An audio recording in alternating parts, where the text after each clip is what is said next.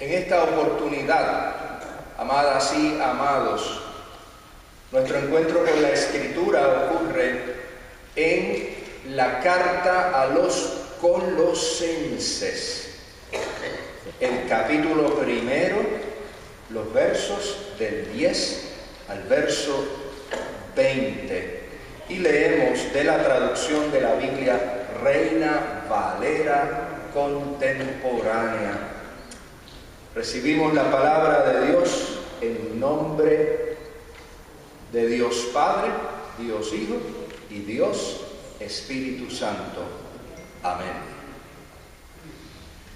Vivan como es digno del Señor, es decir, siempre haciendo todo lo que a Él le agrada, produciendo los frutos de toda buena obra y creciendo en el conocimiento de Dios. Todo esto fortalecidos con todo poder, conforme al dominio de su gloria, para que puedan soportarlo todo con mucha paciencia.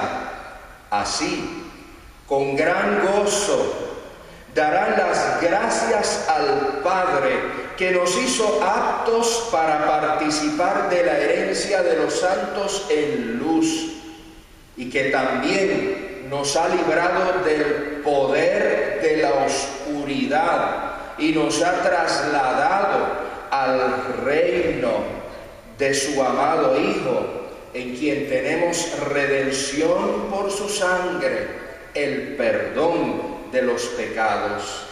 Él es la imagen del Dios invisible, el primogénito de toda la creación. En Él fue creado todo lo que hay en los cielos y en la tierra, todo lo visible y lo invisible, tronos, poderes, principados o autoridades, todo fue creado por medio de Él y para Él.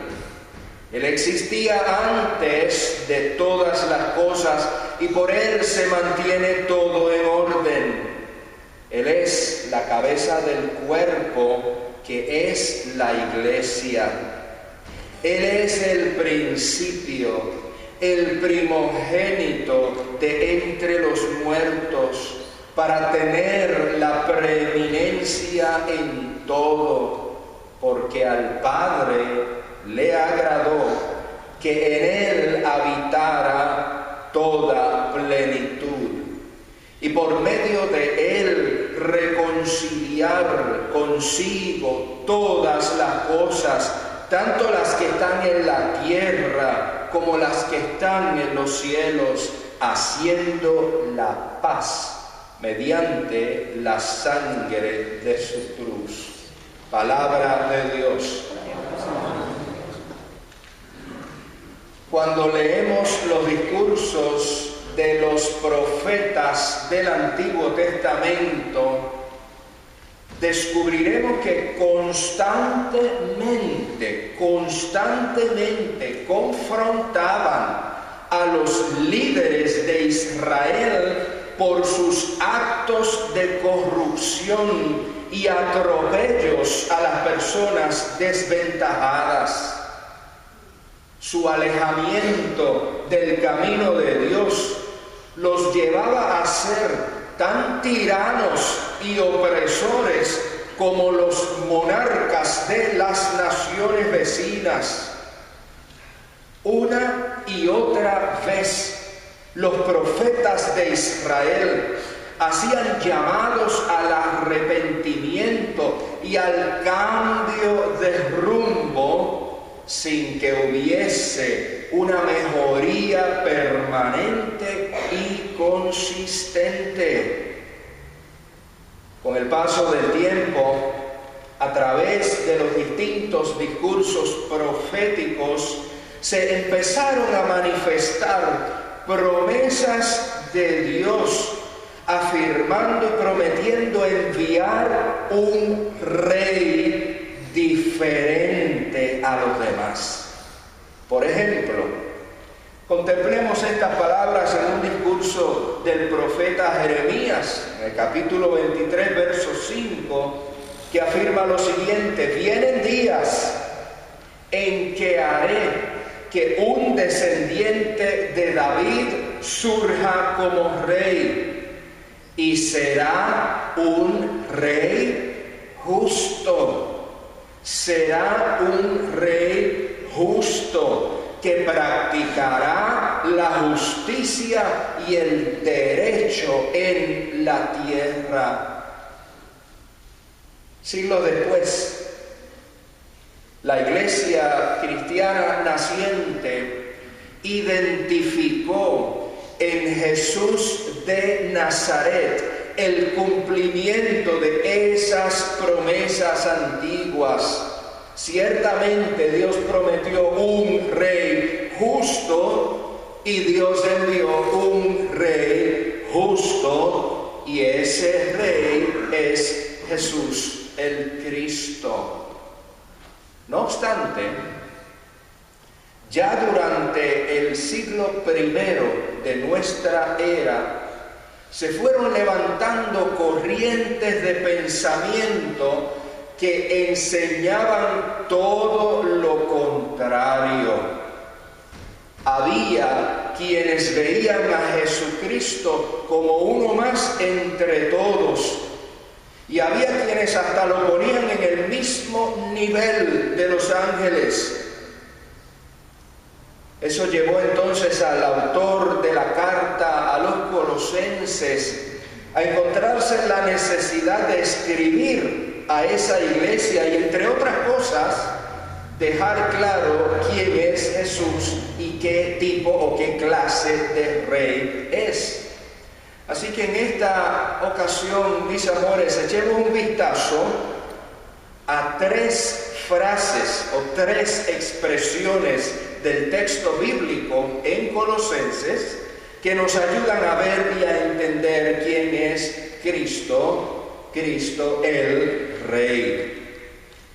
En el verso 15 encontramos lo siguiente: Él es la imagen del Dios invisible, el primogénito de toda creación. Él es la imagen del Dios invisible.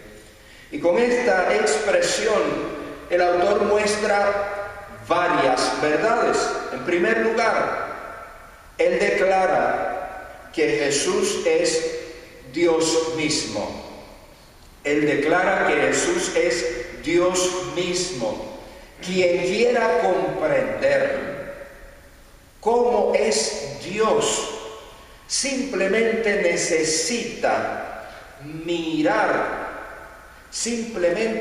necesita mirar a Jesús. ¿Qué hizo Jesús? ¿Qué dijo Jesús? En fin, ¿cómo vivió Jesús? Esa es la experiencia diaria, esa es la experiencia normal, esa es la experiencia cotidiana de Jesús, que podemos ver realmente quién es y cómo es Dios. El Dios invisible puede ser visto por medio de la vida y el obrar diario de Cristo. Ahora bien, si nosotras y nosotros no hemos vivido en la misma época de Cristo, ni caminamos con Él en Palestina, entonces dependemos del testimonio bíblico para conocer cómo era Jesús. Puesto de otra manera, ¿de qué forma vamos a ver la imagen del Dios invisible a través de la persona de Cristo si no leemos y no conocemos las Escrituras Sagradas? En la medida en que nos relacionemos con el testimonio que las Escrituras ofrecen sobre Cristo, entonces lo conoceremos a Él y como consecuencia conoceremos al Dios invisible. En segundo lugar, en esa frase el autor menciona el concepto de la creación. Le llamaba el primogénito de toda la creación. La tendencia de los reyes y gobernantes es a resolver y acercarse a las diferencias mediante conflictos militares, que son prácticas que solo traen destrucción. Los reyes y los gobernantes humanos ejercen su poder mediante la violencia, mediante la fuerza, mediante la intimidación, y utilizan lo que llaman la mano dura, no solamente contra criminales, sino contra la gente de los pueblos y contra todos los que no comparten sus ideales y pensamientos. Así funcionan los monarcas humanos y usted lo sabe. Pero Jesucristo, como Rey, por el contrario, evoca creación en lugar de destrucción. Trae vida en lugar de muerte y trae libertad en lugar de represión. El primogénito de toda creación es un rey diferente a los que estamos acostumbrados a ver, y por eso Cristo el Rey debe recibir siempre nuestro reconocimiento, nuestra obediencia, nuestra lealtad incondicional y nuestro amor.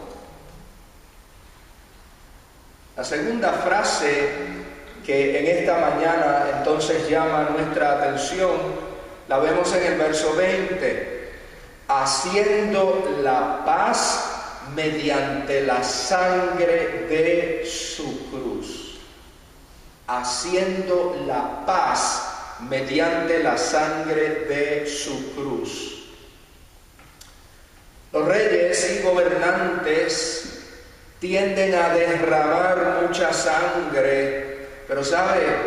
Es sangre ajena, es sangre del pueblo que se presta a combatir por lo que a veces pueden ser ideales, pero que la mayoría de las veces son caprichos de quienes ostentan el poder y desean retenerlo. Los reyes y gobernantes que conocemos a lo largo de la historia hacen que millones de personas derramen su sangre en guerras inútiles que para nada tienen que ver con el bienestar y con la vida del pueblo. Pero Cristo, el Rey, es diferente. Fue Él mismo quien derramó su sangre por el pueblo. Fue Él mismo quien puso su vida para bienestar de otros. Fue Él mismo quien se mantuvo firme en la justicia, aunque su postura le aseguró una muerte injusta y cruel. Él no hizo que se derramara la sangre de otra gente. Fue su propia sangre la que se derramó para afirmar la vida y la esperanza para todas las personas.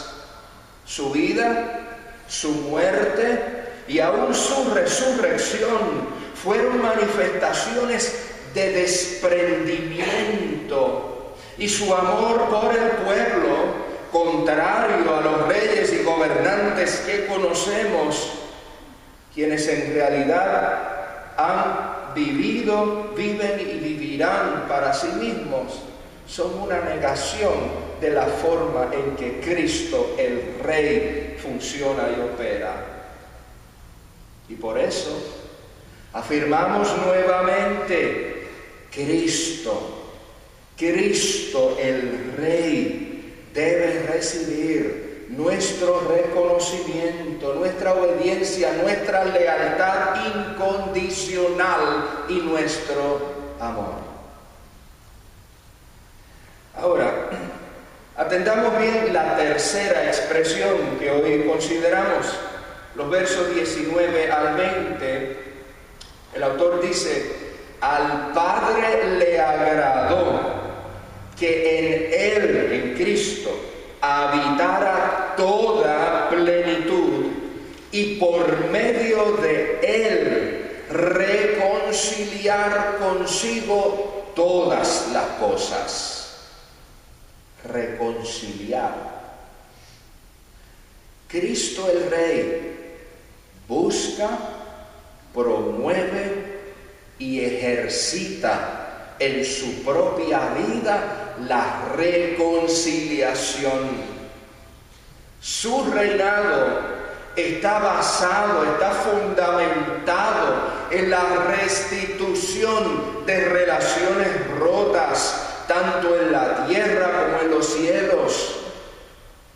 La relación del ser humano con Dios ha sido, desde el principio, una relación de separación, manchada por la naturaleza humana pecaminosa, pero Cristo el Rey hace posible la reconciliación entre el Dios Santo y los seres humanos pecadores.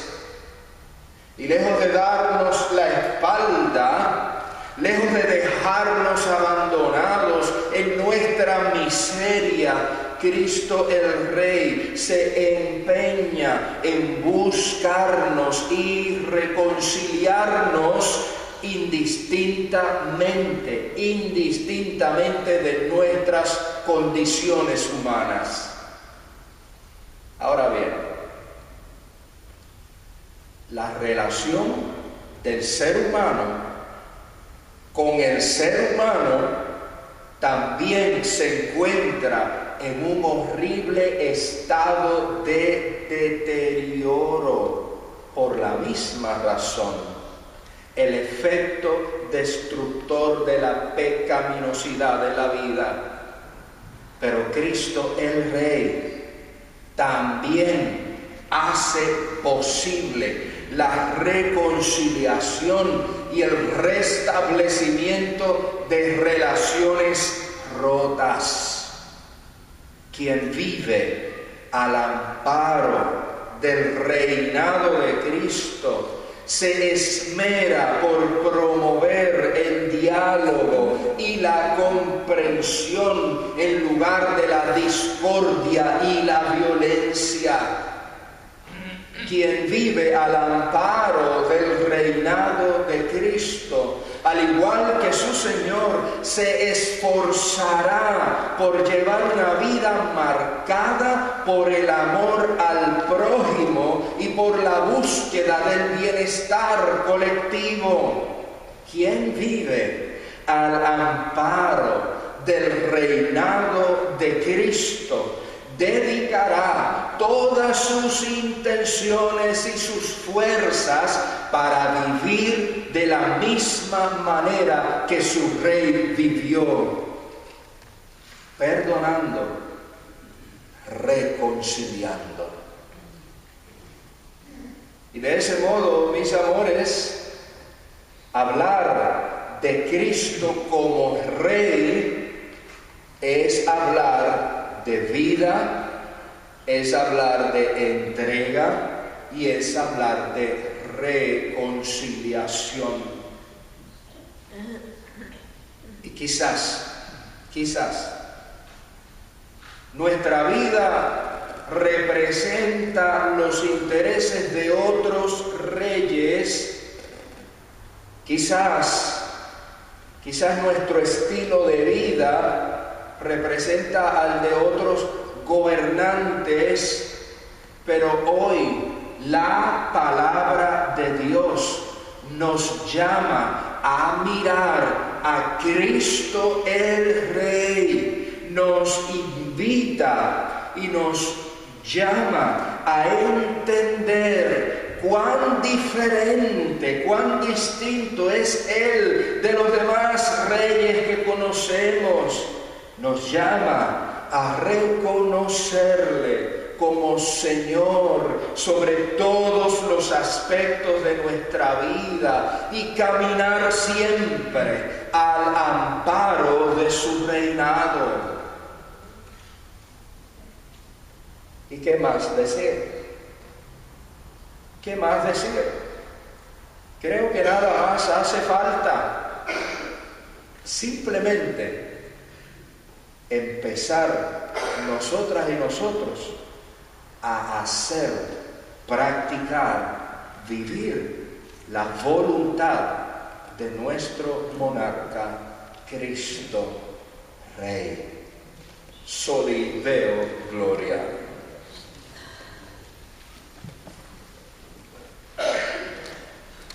Amado Señor, el sistema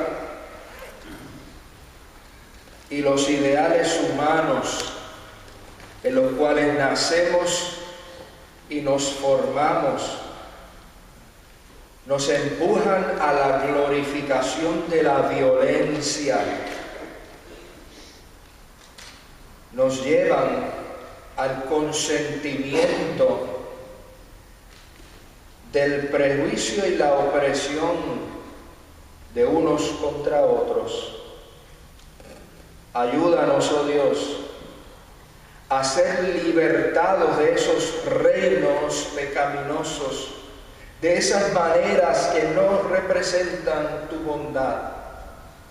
Y concédenos, oh Dios, someter nuestra vida, nuestra fuerza, nuestro ánimo, nuestros recursos, nuestros talentos, nuestro respirar,